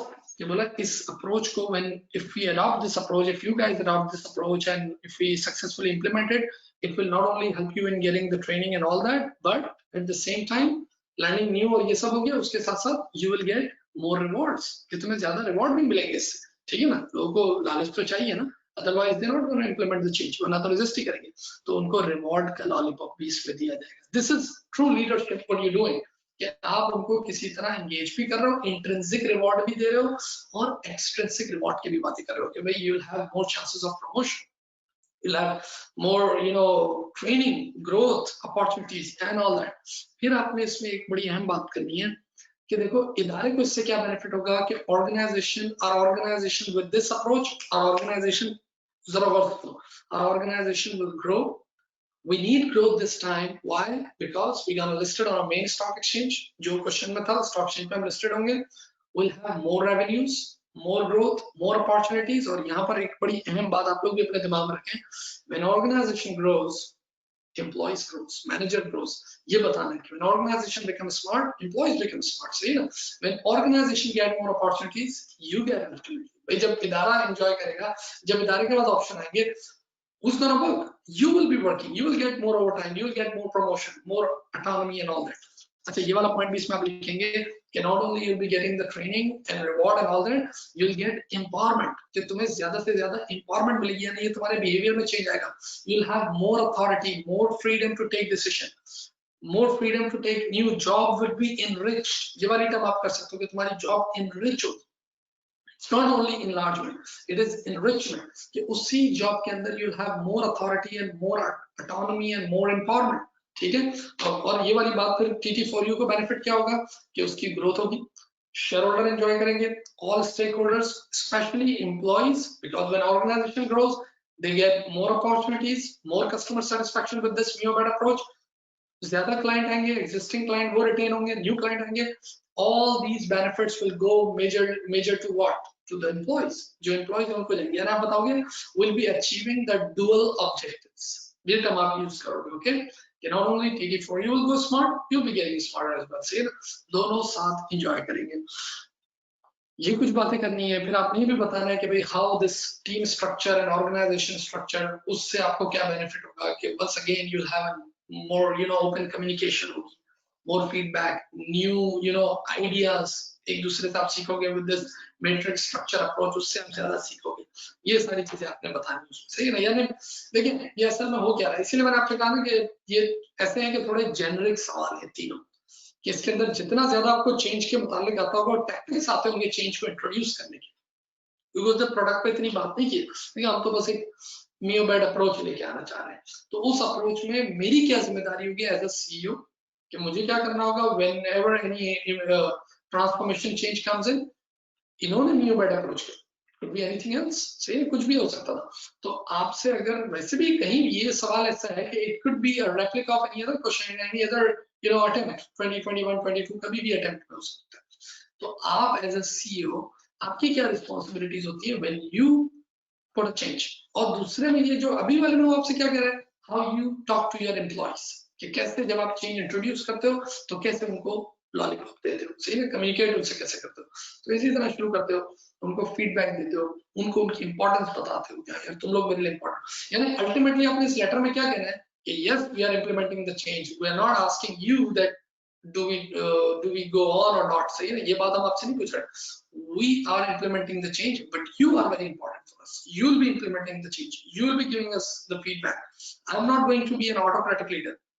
मैं तुमसे ही सब सुनूंगा, तुम ही important हो, तुम्हें ही फायदा होगा चेंज का, तुम्हें ही रिवॉर्ड भी मिलेंगे, तुम्हें ही ट्रेनिंग मिलेगी, मोर स्किल्स, मोर एनहांसमेंट, और मोर कस्टमर्स, मोर numbers, more revenue, stock market, ये वो सब कुछ, सब करके सारा फायदा तुम्हारा है, और जो इदारे का भी फायदा है उसमें भी, क्योंकि you are actually not writing an email to organization, you're writing an email to employees.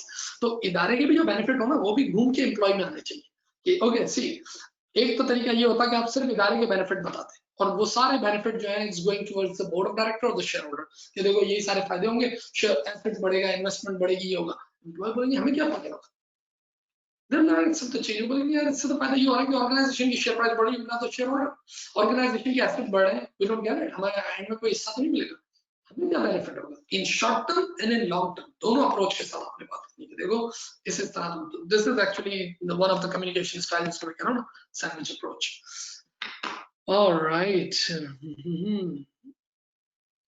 देखते हैं, और आपकी एक रिक्वायरमेंट है, the chairman wants, it's not the CEO now, the chairman wants the board to be briefed on aspect of corporate governance which need to change if the new Mio-Bed approach to client relationship is to be introduced successfully. यानी आप इस assumption से चलना है कि you actually introduced a change, सही है कि change आ गया, transformation, big change, इदारा going high. Once again, prepare briefing notes और board को अपने advice करने. Now you're not talking only to the CEO, you're talking to the board. Full board को आप एडवाइस कर रहे हो that on the changes required to the membership of the board. Yes, यानी जो ऑलरेडी जो आपका बोर्ड है ना, ऑलरेडी जो आपका बोर्ड है, कैसा है ऑलरेडी बोर्ड, ये देखिए ऑलरेडी जो बोर्ड है, if you go in the question paper और बिल्कुल राइट ऑन फर्स्ट पेज, तो उसमें चेयरमैन है which is a non executive director appointed 2 years ago. इस तरह एक चेयरमैन है एग्जिस्टिंग स्ट्रक्चर में. you have the CEO जो कि ओरिजिनल डायरेक्टर है, एक CEO है, और ये CM है, चेयरमैन है, और सर्विस डायरेक्टर है SD, जो कि टीम को भी चला रहा है। एक MD है मार्केटिंग डायरेक्टर, वो भी एक टीम को चला रहा है, नीचे बिजनेस भी कर रहा है। फिर एक IT डायरेक्टर है, वो भी बिजनेस को चला रहा है, पब्लिक सेक्टर बिजनेस को। फाइनेंस डायरेक्टर है, good boy. And then you have just one NED non executive director. भाई ये आपसे पूछा उसने क्या, आपसे उसने पूछा this is the requirement, let's look here. Requirement है prepare briefing notes which advise the board on the changes required. यानी आप एज अ कंसल्टेंट उसको कहते हो कि okay this is the board you have, but I think you need to change, you need to bring a change in your board composition. हाँ ये ना membership of the board, कि भाई इसके अंदर जो मेंबर्स हैं उसमें हमें कुछ, वो जो होता है नहीं, वो पार्लियामेंट में जो होता है, वो मिनिस्ट्रीज में होता है, उथल क्या कहते हैं वो, उथल पथल क्या होता है वो टर्म, कि भाई यहाँ से इससे भी ज्यादा चाहिए, इसको दी, इसको ये दी, इसकी जिम्मेदारियां कम की, 4 नए वजीर और ले, ये that's the thing. The membership of the board I want in this current scenario, in this current context, I'm the consultant and I am advising you that you need to change the membership of the board, and then और क्या चाहिए, and the information supplied to the board, किस किस्म की information board को मिले to reflect TT4U's developing business need and to make TT4U more responsive to the client. Yes, कि मैं तुम्हें ये बताना चाहता हूँ कि अगर तुम अपनी membership यानी इस बोर्ड की अगर composition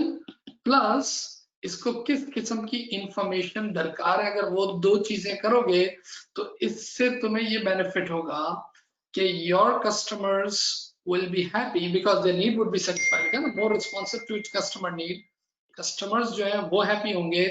and it is the demand of the time, demand of TT4U current context, current business need, कि तुम्हारे इस वक्त जो तुम्हारा बिजनेस चल रहा है और इस वक्त जो तुम नियर बेड अप्रोच और going to planning for the growth and planning for stock exchange listing and your shareholder all इस करंट कंटेक्स्ट में my suggestion is that your membership of the board has to be changed, plus at the same time you need this sort of information. Good question, healthy question. Once again मैंने आपसे कहा easy question seriously. अब आप जरा गौर से देखिए, मेरी बात को जरा पहले, इस वक्त प्रैक्टिकल प्रॉब्लम्स क्या हैं इदारों के, बोर्ड ऑफ डायरेक्टर्स के। Let's think of a multinational bank. ये बात मैंने पढ़ी थी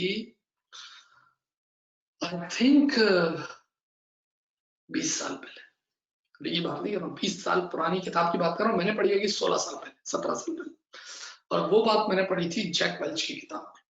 और Jack Welch crazy awesome guy, भाई जैक वेल्च, अब तो लेट हो गए ना Jack Welch, the General Electric, the chairman and CEO, 40 years experience as the chairman and CEO of General Electric, सही है ना।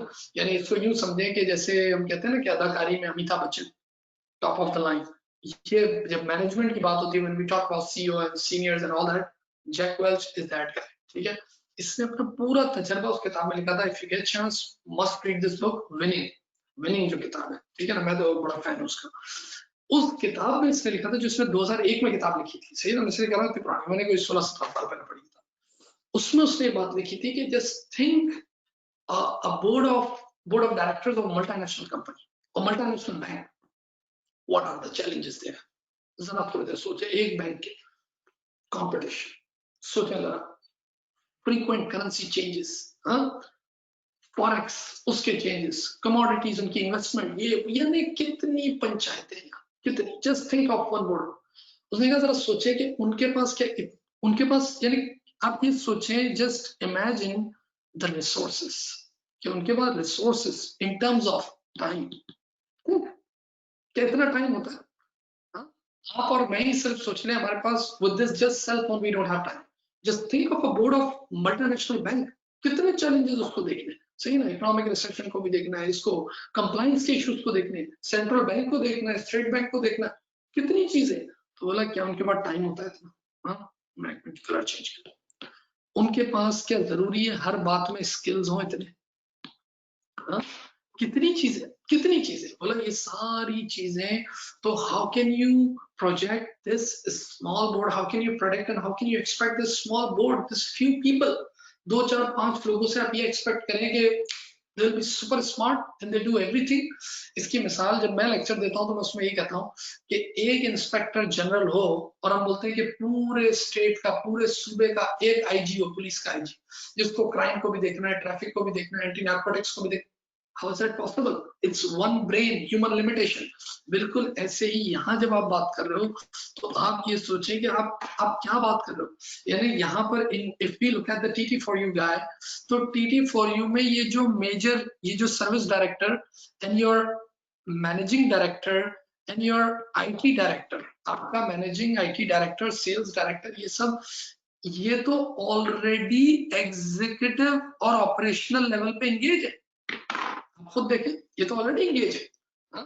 लिखा हुआ है ना कि sales director is not only sitting in the board but at the same time he is working, he or she is working with the team, कि वो छोटे businesses को भी देख रहा है। Marketing director not only serving the board but at the same time वो नीचे भी सारे IT director public sector team को भी देख रहा है और IT director. What are you expecting? तो सबसे पहले तो यही आपने बात करनी है कि as the business is growing and what is their intention, what is their plan, they're going towards growth strategy. This is what their major shareholders demand, कि they want this company to be listed on stock exchange. तो जब when organization size grows, ये जो stock exchange की बात की है, at the same time this new bad approach, they're bringing a transformation change and all that, जब इदारे का size grow कर रहा है तो obviously it requires a different composition and a different board. Right now they are too occupied, और इसमें आपने पूरी एग्जांपल देनी है इसकी कि भाई आप खुद देखेंगे तो फुली ऑक्यूपाइड बैठे हुए, टोटल ऑक्यूपाइड है, fully occupied, these three major people, ये तो ऑलरेडी ऑक्यूपाइड है। तो इसका मतलब ये हुआ कि यहाँ पर हमें ये बात करनी होगी। सबसे पहले मैं आपको और थोड़ा सा समझा भी दूं। यहाँ पे आपको पता है जो नॉन एग्जीक्यूटिव डायरेक्टर्स होते हैं या एग्जीक्यूटिव डायरेक्टर होते हैं, जब बोर्ड मीटिंग होती है, एक होती है it's just a form filling exercise. There are organization, there so many organization, they just do this form filling exercise. Rubber stamp board होता है, कोई काम करे, वो तो आते हैं, चाय ठंडा पिया, ओके, चिड़िया बिठाई, साइन वाइन किया, alright sir, let's have dinner, thank you sir, आप आइए, वो सेल्फी भी निकल गया। That's not a board, that's not board meeting actually, ठीक है ना। चाय पे कितने बड़े नाम बैठे हो। मजा ये आता है कि when they come up with their homework. इसीलिए पुल के उस पार या पुल के इस पार इस तरह एक ऐसे भी हालात है कि नॉन एग्जीक्यूटिव डायरेक्टर को पता है कितनी तनख्वाह मिलती है पर मीटिंग अटेंड करने की। चलो मैं डॉलर्स में बात करता हूँ, $50, $40 पर मीटिंग। ऐसे भी है, यानी 5,000 6,000 रुपए में, 8,000 रुपए, 8,500, 10,000 रुपए के। सर आप मीटिंग में आ जाइएगा, आपका नाम हमने लिख दिया एनईडी में, आप आते हैं। अब now the shareholders are satisfied, okay they have 3 non executive director and they attended the board meeting, they are good for nothing. उनको 10,000 रुपए मिलते हैं, वहां बैठ जाते हैं। ऐसे भी इदारे में जानता हूँ।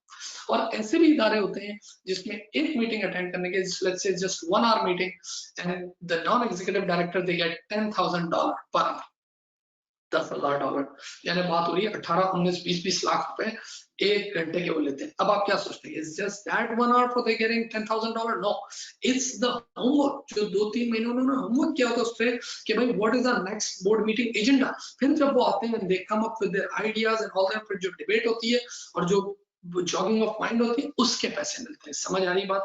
अब यहाँ पर भी इस बात को समझें कि they have a board of director, they doing it, but they actually the major people 50% या उससे ज्यादा बोर्ड तो ऑलरेडी एंगेज्ड है एग्जीक्यूटिव उसमें। तो what is my suggestion? My suggestion is कि they should have a complete board role with delegation thing. Let me change it, say ना, with delegation on senior management teams. ये बहुत जरूरी होगा उनके लिए। या तो बोर्ड का साइज बढ़ा, या तो बोर्ड का साइज बढ़ा, यानी if you want these executive people, they work with handling your teamings and businesses and all that, तो फिर तो या तो बोर्ड का साइज बहुत बड़ा, या फिर सबसे अहम बात जो कि मैं एडवाइस करूंगा कि भाई go for delegation. Some teams, मैं ये नहीं कह रहा कि कोई ऑपरेशनल सुपरवाइजर्स की टीम बनाए, they will be handling it, no, senior management teams बनाए जाए जो बोर्ड के साथ काम करें इस तरह, ठीक है ना। क्योंकि यहाँ पर इनके यहाँ ये भी नजर आ रहा है कि only they have the board thing, no board committees as well, सिर्फ बोर्ड नजर आ रहा है। तो हम यहाँ पर बोलेंगे कि इनका बोर्ड सारे काम कर रहा होगा। अब आप बताना इसमें, let's say the remuneration thing, the board is taking care, the nomination thing, they don't have any nomination committee, the board is taking care right now, the risk management committee, okay, the audit committee, they have all those functions conducted by the board, that's it. इनका तो board सारे काम कर रहा है। तो यहाँ पर सबसे पहली बात कि for this handling the business and all that they have to delegate it. दूसरी बात, अगर आप इस बोर्ड के अंदर देखें तो सीईओ, और आप लोग ये चीज आजकल देखते हैं कि सीईओ के साथ दो बंदे काम करते हैं। एक बंदा काम करता है जिसको हम कहते हैं फाइनेंस का काम करता है, व्हिच इज कॉल्ड सीएफओ, और एक बंदा होता है जो ऑपरेशंस का काम करता है, और इनके ऑपरेशनल प्रॉब्लम बहुत ज्यादा है। आपको नहीं लगता कि they have the CEO guy here, they have CFO, finance का काम करने वाला फाइनेंस डायरेक्टर का रोल नजर आ रहा है। Where is this guy? Operational में chief operational officer is out, so we need one guy, because the person, there is one MD, CEO मौजूद है, the CFO is looking at his own work, the finance and all that. What about the operational issues, जो inefficiencies operations में, accounting में, website पे, इस पे communication, we need an operational guy। तो एक तो हम ये कहेंगे कि इसको लेके आओ, ठीक है। फिर आप अगर बोर्ड में देखें, इस वक्त ये बात कर रहे हैं ई मार्केटिंग की। They talk about e-marketing, which is this requirement. Say, cloud-based services, they're launching a new product and all that. Your marketing guy is fully engaged with what? With the business people. Say ना कि वो business को भी देख रहा है marketing. Sole role चाहिए marketing director का। आपको पता होना चाहिए कि वक्त के साथ-साथ कुछ functions इतने important हो गए, functions, for example, production, purchase and all that, कि उनकी जो सीट है वो बोर्ड में भी दी जाती है। तो यहाँ पर भी एक चीज नजर आ रही है कि मार्केटिंग डायरेक्टर है तो है, but is just a rubber stamp guy, once again form filling exercise चल रही है कि वो दूसरे काम कर रहा है। How can he serve the board? तो हम ये बोलेंगे कि marketing director has to have sole role, so for marketing, because you're doing now e-marketing and launching a product and all that. फिर उसके बाद अगर आप देखें तो कोई रिसर्च एंड डेवलपमेंट का डायरेक्टर नहीं नजर आता, कोई ऐसा डिपार्टमेंट नहीं नजर आता। तो मैं उसकी भी एक एडवाइस कर सकता हूँ कि already they have the problems going on, they already in a fast changing industry उस तरफ मौजूद है। तो वो कोई R&D या फुल टाइम कोई IT director, already they have IT director, लेकिन वो ये रोल कर सकता है if there is a delegation of senior management team, अगर वो मौजूद हो, जो कि मैंने पहली एडवाइस दी। फिर इसी तरह आप देखिए कस्टमर्स जो हैं उनको 25,000 प्रॉब्लम है with what? With your staff, they don't have any training, maybe there is no as such salary packages, there is no motivation, you introducing a change, उसके कुछ यानी पता चला कि HR डिपार्टमेंट का तो कॉन्सेप्ट ही नजर नहीं, marketing, HR, research and development, ये तो कॉन्सेप्ट है। Although we not talking about the production, purchase, ये चीजें तीन ही नजर आ रही है।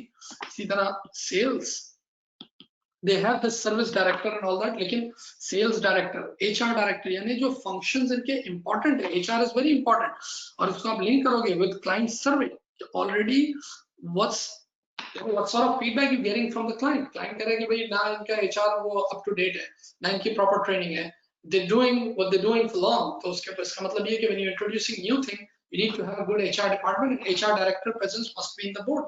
तो ये तोड़ मतोड़ कुछ करनी है। This is the first thing I talk about executive management। अभी मैंने नॉन एग्जीक्यूटिव की बात नहीं की, अभी तो सिर्फ एग्जीक्यूटिव की बात की।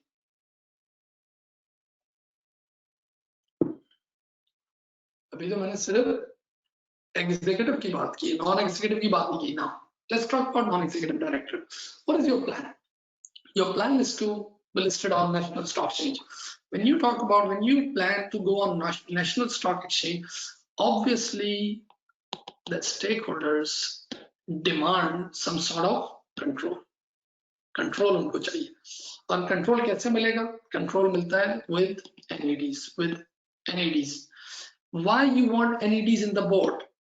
For independence। ठीक है ना, क्योंकि आप इस वक्त अगर आप बात कर रहे हो कि we growing and we have only the executive management people there, what will happen is कि they are engaged with return management, ये already return के साथ भी engage हैं, तो क्या होगा? Nobody knows about, who will give the assurance about the independence of decision? Who will take care of risk management? भाई जब आप सोचे ना, जब when people are engaged and when their personal interest is with return, obviously they'll take no risk, वो तो risk को इतना बढ़ा देंगे उस return के चक्कर में। तो that's why we need NEDs, the presence of independent NEDs in TT for you right now, because they are listing on National Stock Exchange. This what their plan is and growing, so they need, their stakeholder needs control उनको चाहिए, उनको independence चाहिए, उनको risk management चाहिए, and they want accountability। किसकी accountability चाहिए? Accountability of executive management. Executive management से there should be someone who can raise question, who can ask question. Then also you want fresh blood, You want outside blood for innovation. आपको ऐसे लोग चाहिए जो इस industry में काम कर चुके हो.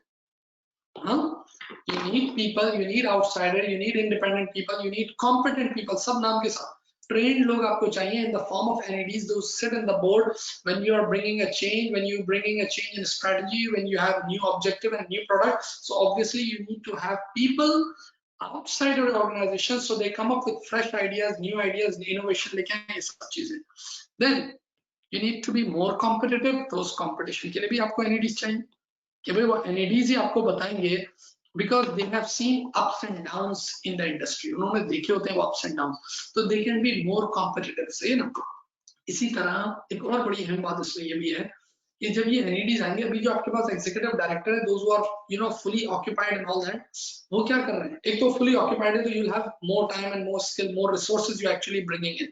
अभी इस वक्त एक ही NED है जिसकी इतनी से नहीं है, तो जब आप एक आगे इसको बढ़ा रहे हो, and when you have planned to go on national stock exchange, अगर अभी आप NEDs ले लोगे तो they will get more training and they will they'll cope up with that challenge of stock market listing. ठीक है ना. उससे फिर एक और बात, आपके पास अभी भी रेक्स इन्वेस्टमेंट का मसला चल रहा है. आपकी प्रोडक्ट ऐसी जिसमें डेटा के कॉन्फिडेंशियलिटी के ये वो सारे इश्यूज हैं. You need to have NED to manage compliance risk. उसको भी तो मैनेज करवाना है. You need to have NEDs so that you can have maybe new board committees. Maybe in future listing requirement हो, जैसे न्यूयॉर्क स्टॉक एक्सचेंज, उसकी तो mandatory requirement है, you need to have audit committee. Must हो आपके पास. तो हो सकता है इन फ्यूचर, और ऑडिट कमेटी आपको किसकी चाहिए? NEDs की चाहिए. Maybe you need to have remuneration committee in future. तो जो आपका प्लान है ना उधर पहुंचने का, उसके लिए this is the true good leadership. कि you'll be ready with those NEDs you hired right now, or appoint or elect कर लोगे उसको, and then in future not only your board would be balanced, but at the same time if maybe the listing requirement, compliance, legal requirement ho, or maybe your shareholder demand, or maybe for their comfort factor you need to have audit committee or remuneration committee or nomination committee. This TD4 you can do it. So with the help of these NEDs. एक और बड़ी अहम बात मैं यहाँ पर करूँगा, succession planning, जो हमने अपनी फर्स्ट रिक्वायरमेंट में भी की थी. मैं इसका एक बहुत बड़ा एडवोकेट. आपका इदारा इस पर डिपेंडेंट है एक दो लोगों पे. If they're gone, everything gone. यानी this is not the organization, this is just few people. They're doing it. तो अगर ये मर गए सब खत्म. और if they go to the competitor, or if they are died, or if they're not interested, or their health is down, तो फिर क्या होगा? So we need to have people who can fill up their shoes, fill up their places, their spaces. तो हमें अभी वो लोग चाहिए. They can be a good successor बन जाए, या maybe they'll have the nomination committee or some sort of training thing, and they'll bring new people, those who can sit on CEO or service director or IT director on their place. अभी इस वक्त कोई succession planning भी नहीं है, तो ये भी एक बड़ी अच्छी risk management होगी. Now यार SBL में तो बहुत कुछ है भाई बोलने का. Okay, let's look here. अब यहाँ पर आपने दूसरी बात इनको एडवाइस करनी है इंफॉर्मेशन की. देखो आप बोर्ड में जो चेंज ला रहे हो, इट्स नॉट अबाउट कि भाई आप just you just bringing a change and membership और चेंज कर रहे हो because it will look good. No, professional marks से कमर्शियल एक्यूमेन के सोचना है कि okay if we bring this guy it will increase our number. If we give you full-time role of marketing director, how it will help us? If we bring HR guy, we bring CEO, bring more NEDs, will look more beautiful, more colorful in the stock market, more comfort factor. Our stock price will go up. Commercial acumen को दिमाग रखना है. अब यहाँ पर information supply, जरा तवज्जो से इस बात को देखिए. Competent board किसी काम का नहीं है.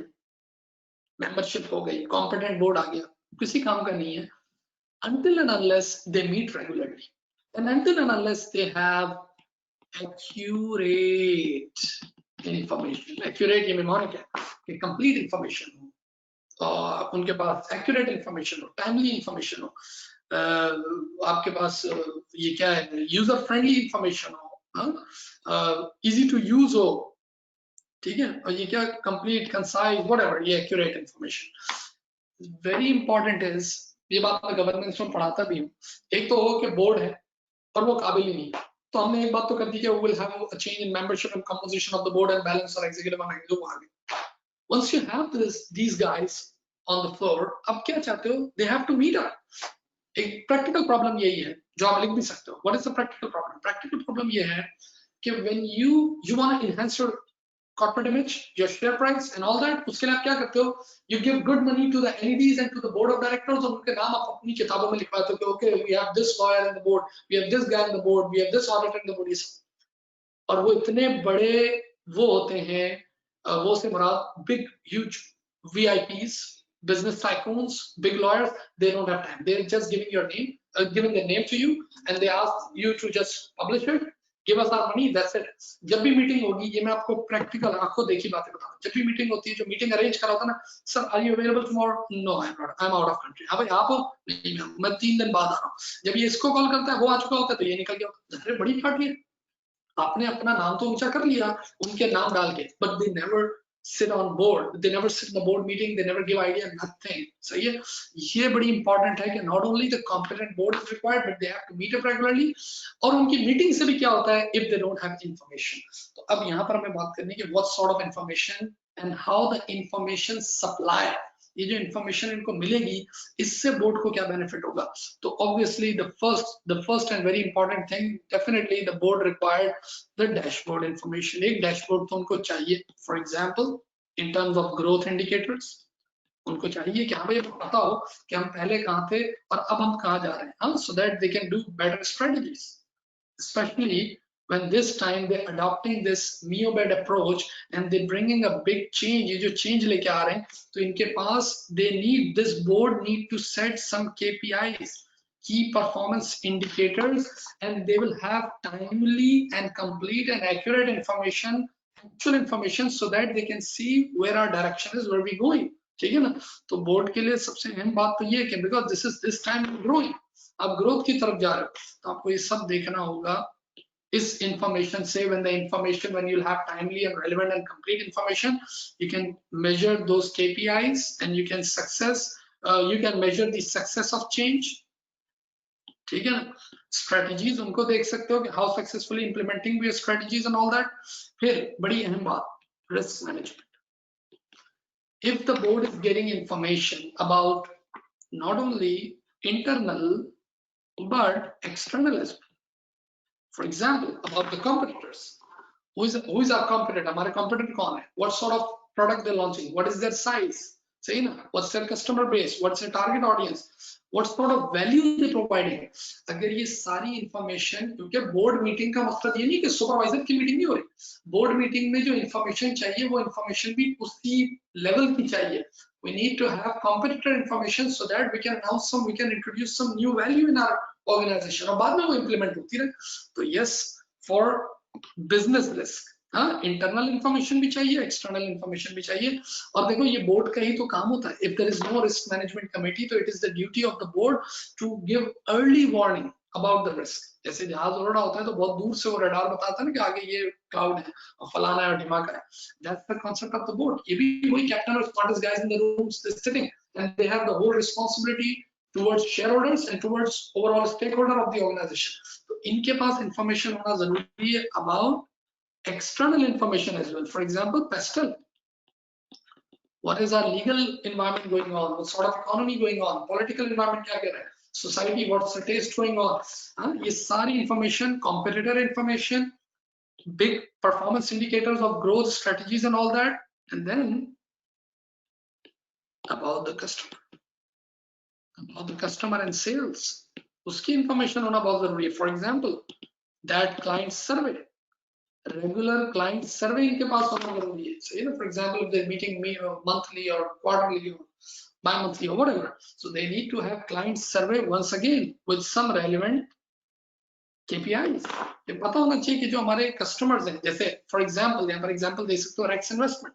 कि भाई ये बोर्ड को पता होना चाहिए, and it should be the agenda and the board meeting that yes, this Rex investment is a possibility and maybe we may lose this particular client. Already वो इतना pressure में. और दूसरा मसला ये है कि we getting an unanimous call, वो जो बात हुई थी कि we getting a threat about the data confidentiality thing, उसके बारे में. Yes, so they need to have good information and timely information about the customer, especially with the survey thing. फिर इसी तरह they need to have legal information. Legal and compliance. How can they manage compliance risk? What are the new laws coming up which is actually hitting their particular industry and their organization? क्योंकि ये जिस case में engage हैं, cloud based services में, IT services में, उस पर there are different laws coming up every day, क्योंकि एक बड़ी इमर्जिंग, अब तो बड़ी मैच्योर और साथ साथ with the passage of time emerging भी है, ये मैच्योर के साथ इमर्जिंग इंडस्ट्री भी चल रही है ना। तो इसमें ये देखना होगा कि every day the new loss coming up, ठीक है ना। तो उसके बारे में भी इनको इन्फॉर्मेशन चाहिए, तभी मैंने कहा ना external information about the global information and legal information as well. So this information is very important about the customers, वो information इनको चाहिए। What's going on in the organization, some sort of exceptional reporting channels. This is very important for the board to take good decisions. So to take good business decisions, वो ये ले सके। They need to know about the business risk, external, affecting externally, internally, about the client so that they can better satisfy them. Planning for some change, organization structure or new strategies, or if they adopted a new approach like neobed approach, how successfully they implemented, uski information unke paas, ye sari information hogi, and then they will have a regular board meeting. It will be a good success and a good board. सही है। देखिए अगर आप इन requirements को देखें, ये जो हमने रिक्वायरमेंट्स देखी, उसमें ज्यादा इतना लिंकेज नहीं है जितना ये कॉन्सेप्चुअल बात कर रहे हैं। और ये भी बड़ा जरूरी है कि when you look at the requirement you need to know okay this particular topic. और यही बात जब मैं पढ़ाता हूँ एसबीएल तो मैं आपसे ये कहता हूँ कि आपको एसबीएल में रटिफिकेशन नहीं है, लेकिन आपका कॉन्सेप्ट क्लियर होना चाहिए। जैसे अगर आपने वो जो रिक्वायरमेंट देखी जो before this corporate governance requirement which we are advising to the CEO about the change, तो आपके दिमाग में पूरा वो चेंज का कॉन्सेप्ट होना चाहिए कि यस मैकेंजी ने क्या बात की थी, what is that driving and restraining force, how to bring a change in human behaviour, वो जो 3 स्टेजेस थे, freeze, move and refreeze stage by living, ये सारी चीजें कि रिस्क मैनेजमेंट की, तो चेंज का पूरा कॉन्सेप्ट दिमाग में कि how you introduce a change, इस तरीके से वो concept, and then you just have to implement. आपको उसको लिखना है कि किस तरीके से एक सीईओ की क्या रिस्पांसिबिलिटी, ठीक है। वो आपसे नहीं कह रहा कि मुझे मैकेंजी का 7S मॉडल अप्लाई करो, but you can do it. क्या आपको पता होना चाहिए हाँ भाई 7S factor is very active here when you talk about strategic change, big changes, और इसकी बात करें और उसका ऑब्जेक्टिव क्या है, ठीक है। once again very professional, whatever going on in the back of the mind, think like you are playing that role। जब आपसे कहते हैं ना कि you are a CEO, you are the consultant, you are the manager, whatever, बिल्कुल उस पूरे context को दिमाग में रखें, कोशिश करें, तभी this will help you when you're doing this, obviously when you'll be playing the real match, लेकिन उससे पहले when you're doing this fast practice thing, सही ना, उसमें आप ये ख्याल करो एक चीज तो बहुत जरूरी कि अगर if the paper is let's say 4 hours, 4 hours 15 minutes whatever, उसके लिए आप उसी टाइम में उतना ही बैठो। डोंट डू लाइक दिस कि मैं ये किया फिर मैं खाना खा लिया, लंच कर लिया, फिर 2 दिन बाद देखूंगा कि नो, उसी तरह। और कोशिश करो कि उस सिनेरियो में अपने आप को रखो, कंसीडरिंग, आंखें बंद करके सोचो, considering the whole context, okay this organization has people, they are of this age, इतने बाबे हो गए, वो ओरिजिनल फाउंडर हैं, कितने साल पहले डाला। अब एक बंदा देखे let's say you attempting a paper in 2021 या 2022 23 व्हाटएवर, और वो कह रहा है कि this organisation was form 30 years back, 30 years back, और उसके बोर्ड में वो दिखा दे the CEO, the chief executive officer, he is the original founder, तो आपके दिमाग में फौरन घंटी बज जाएगी कि इसका मतलब उस टाइम पे may be you would be 30-35 years when you entering in this business, और उसके बाद इसने 30 साल आज और हो गए, इसका मतलब ये 70 साल का बाबा है।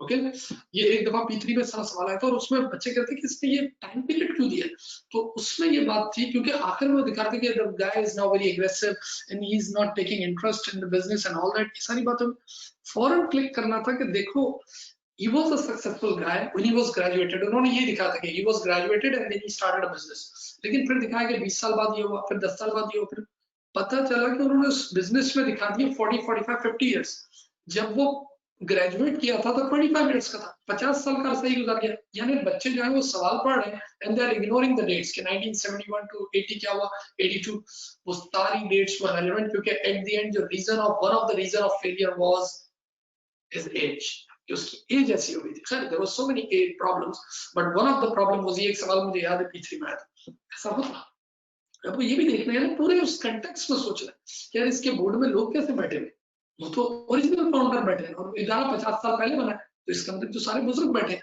And they are very fast changing industry. Fast pace industry में आप क्या करें? खैर इसमें इसने ऐसा नहीं बोला कि ये इदारे का क्या और ये बुजुर्ग है, लेकिन समटाइम आपको ढूंढना होता है। Then think of the competition, think of their legal environment. If it is an advance country और अंडर डेवलप्ड नेशन, उसके बारे में सोचें। अबाउट इट इंफ्रास्ट्रक्चर अगर कोई बात दी है, अबाउट देयर डिससैटिस्फाइड कस्टमर, उनके faces all sad faces, think of their organisation structure. इन सब चीजों को सोचोगे, you will get good ideas. मैं ये नहीं कह रहा कि आपको सब कुछ याद आएगा, लेकिन आप देखिएगा इस दिमाग में जो पॉइंट्स आप प्रोड्यूस करोगे ना, obviously you need to have good writing and professional and technical jargons and vocabulary, that's a separate thing, वो तो आपको चाहिए। लेकिन जो आपके दिमाग में पॉइंट आएंगे ना, वो प्रोडक्टिव पॉइंट होंगे, हेल्दी पॉइंट होंगे। अपना बहुत सारा ख्याल रखें। If you have any question let me know. Thank you. और आप इसको शेयर भी कर सकते हैं। ऑलराइट